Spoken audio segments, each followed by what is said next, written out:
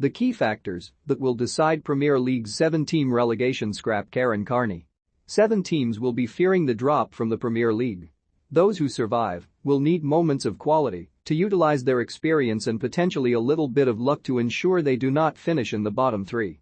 Newcastle have shown how quickly things can turn thanks to an unbeaten run of 7 games, including 4 wins, which has lifted them to 14th. They have been aided by new signings, especially Kieran Trippier, who has scored twice to help secure 6 vital points. The full-back's ability from dead ball situations is priceless at the lower end of the table, and Newcastle will miss him as he recovers from a foot injury. Most teams battling relegation struggle to create chances, so having someone who can settle a match with a free kick or send an inch-perfect crosses from set pieces is a huge asset. But momentum is key in football, and the fact Newcastle now have it should see them to safety. At the opposite end of the form spectrum are Brentford, who have not won in 8 matches. In that period they have scored only 4 times, and I fear they will struggle to find the goals required to keep their heads above water. They have crucial games coming up against Norwich on Saturday and Burnley a week later, and if they fail to win either they will be in a very difficult position. They started the season impressively, winning 3 of their opening 7 fixtures, but have won as many in their next 20 matches. Looking at their game against Burnley, I would back Sean Dyche's side to win, because they have the greater experience in relegation battles and know how to get out of it. Experience in these situations can be the difference, although the reason Burnley are used to survival fights is they have failed to improve their squad in recent years. Last season they finished 17th, but they have not corrected their faults. They sold Chris Wood to Newcastle in January and replaced him with the impressive Wout Weghorst, but a club in their 6th consecutive Premier League season should have 2 strikers of that standard. When they lose one of their startings, things fall apart for Burnley because of a lack of strength and depth, and that cannot be the case for a team looking to succeed. They are helped by a strong defensive foundation, giving them the best goal difference in the bottom 7, which could be crucial. Burnley blew the chance to leapfrog 17th-placed Everton on Tuesday, losing at home to Leicester.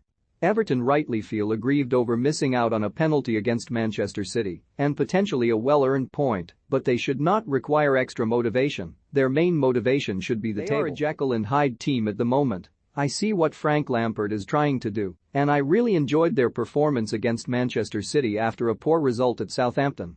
I think of Douwe Douker coming back on Saturday, and the change of shape was really good. They defended well for long periods, and it was just a mistake that cost them a goal. I think they have the hardest run-in of those in trouble, meaning they will need to be more Dr. Jekyll than Mr. Hyde. Leeds will be hoping to enjoy a new manager bounce after replacing Marcelo Bielsa with Jesse Marsch. Bielsa did amazing things, and the club have taken what will have been a difficult decision for them, considering his achievements. Marsch's key task will be to make the team more organized. He will try to focus on making the defense more solid. They have the league's worst defensive record, and the team who concede the most almost always go down. They have quality players who will get goals, but have missed Patrick Bamford, Liam Cooper and Calvin Phillips, so if Marsch can have them available it will help take them to safety.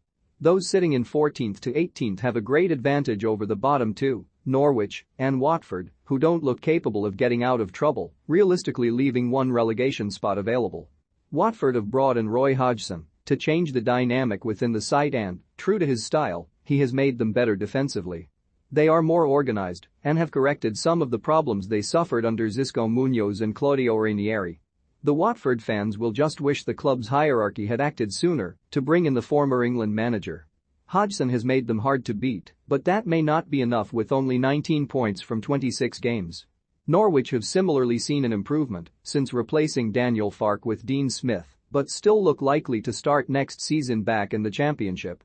I watched them lose to Southampton and they were 1-0 behind for a long period, but could not change gear to pressure the opposition. I was really disappointed in them, given they were bottom and in need of a result. Their problem will always be a lack of goals. They have scored 15 in 26 matches, and only 2 players have more than 1 goal.